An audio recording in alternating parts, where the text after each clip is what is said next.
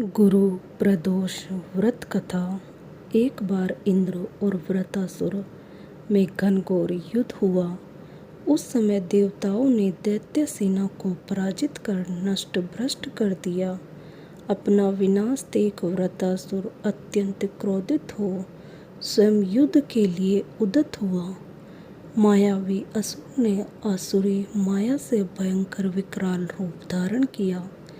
उसके स्वरूप को देख इंद्रादिक सब देवताओं ने इंद्र के परामर्श से परम गुरु बृहस्पति जी का आवाहन किया।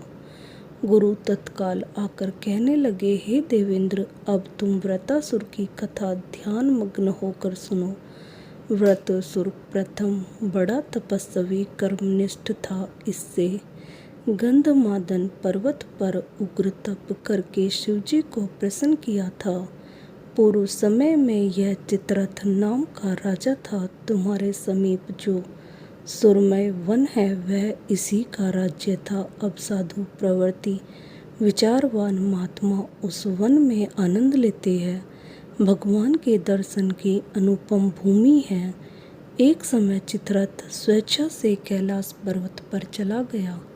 भगवान का स्वरूप और वाम अंग में जगदम्बा को विराजमान देख चित्ररथ हंसा और हाथ जोड़कर शिवजी से बोला, हे प्रभु, हम माया मोहित हो विषयों में फंसे रहने के कारण स्त्रियों के वशीभूत रहते हैं, किंतु देवलोक में ऐसा कहीं मोचन नहीं हुआ कि कोई स्त्री सहित सभा में बैठे। चित्ररथ के ये वचन सुनकर सर्वव्यापी भगवान शिव हंसकर बोले कि हे राजन, मेरा व्यवहारिक दृष्टिकोण पृथक है।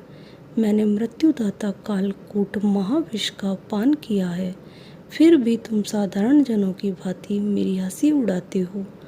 तभी पार्वती क्रोधित हो चित्ररथ की ओर देखती हुई कहने लगी, ओ दुष्ट, तूने सर्वव्यापी महेश्वर के साथ मेरी भी हंसी उड़ाई है। तुझे अपने कर्मों का फल भोगना पड़ेगा। उपस्थित सभासद महान विशुद्ध प्रकृति के शास्त्र तत्वान्वेषी है और सनक सनंदन सनत कुमार है। हे सर्व अज्ञान के नष्ट हो जाने पर शिव भक्ति में तत्पर है। अरे मूर्ख राज, तू अति चतुर है, अतएव मैं तुझे वह शिक्षा दूंगी कि फिर तू ऐसे संतों के मजाक का दुस्साहस ही न करेगा। अब तू दैत्य स्वरूप धारण कर विमान से नीचे गिरे। तुझे मैं शाप देती हूँ कि अभी पृथ्वी पर चला जा। जब जगदम्बा भवानी ने चित्ररथ को ये शाप दिया तो वह तत्क्षण विमान से गिरकर राक्षस योनि को प्राप्त हो गया और प्रख्यात महासुर नाम से प्रसिद्ध हुआ। त्वष्टा नामक ऋषि ने उसे श्रेष्ठ तप से उत्पन्न किया और अब वही वृत्रासुर शिव भक्ति में ब्रह्मचार्य से रहा।